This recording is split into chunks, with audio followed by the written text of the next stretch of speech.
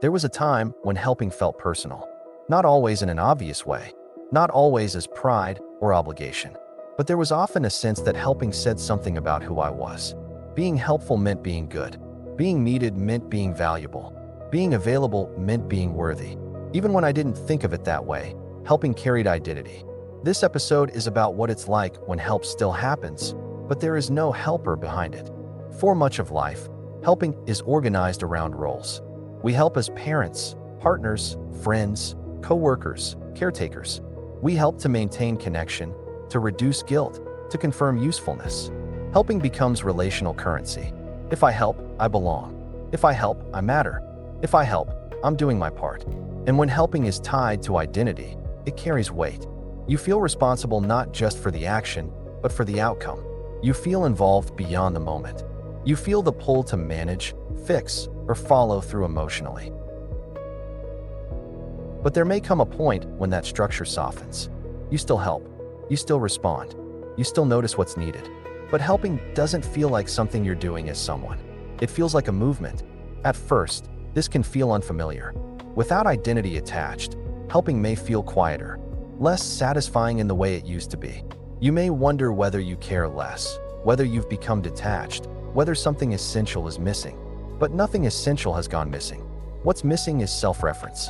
Helping without being the helper means you respond when something is needed, and when it's done, it's done. You don't carry it forward. You don't replay it. You don't build a story around it. Help completes itself. This can feel deeply relieving. You're no longer holding responsibility beyond the moment of response. You're not managing outcomes or tracking whether you did enough. You're not using help to stabilize relationship or identity. You help, and then you return to your life. This doesn't mean you become indifferent. Care still moves through the action. Attention still shapes how you help. But care isn't inflated by role. You don't help to be helpful. You don't help to be needed. You help because something is there. This episode isn't about setting boundaries or pulling back from others. Boundaries may still exist. Pulling back may still happen when needed. What changes is the internal load. You're not overextending to feel good. You're not withholding to protect yourself. You respond appropriately. This can change how helping feels in close relationships. You may notice that you do small things without announcing them. You don't check whether they're noticed. You don't feel disappointed if they aren't. You're not looking for acknowledgement. Helping isn't a message. It's a response. This can also change how you experience others' reactions. If help is appreciated, you receive that without absorbing it. If it's overlooked or misunderstood, you don't collapse. Nothing is at stake. You may notice that this changes your relationship to guilt. When helping isn't tied to identity, guilt loses its leverage. You don't feel compelled to help just to avoid feeling bad. You help when you can. You don't when you can't. And both are okay. This episode isn't about becoming selfish or disengaged. It's about letting help arise naturally without turning it into a role you have to maintain. Helping without being the helper also softens emotional entanglement. You're present with someone's difficulty without being pulled into it. You don't need to carry their experience for them. You don't need to solve it to feel okay. You offer what's appropriate, and you trust life to continue. This can feel like a return to simplicity. Children often help this way. They assist naturally when something is needed, and then they move on. There's no identity built around it. Over time, we learn to make helping part of who we are. When that part loosens, helping regains its lightness. You may notice that you're less exhausted after helping now. Not because you're doing less, but because you're not carrying the emotional residue.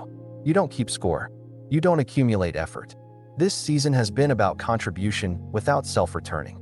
This episode places helping right there, as another movement that doesn't require identity. Helping without being the helper doesn't make help less meaningful. It makes it clean. You're not doing it for yourself. You're not doing it against yourself. You're doing it because it's here, and then it can end. If you're listening to this and noticing that you still help, but it doesn't define you anymore, that you're available without being responsible, you're not withdrawing. You're helping without being the helper. If these reflections feel like something you can return to, you're welcome to stay. Liking the video helps it reach others who feel burdened by responsibility. And if you want to keep a steady space like this available, you can subscribe, not for guidance or role, but for companionship. If someone you care about seems quieter in how they help lately, less identified, less invested in being needed. You're welcome to share this with them, only if it feels right. Helping doesn't need a helper. It only needs a moment, and then it can pass.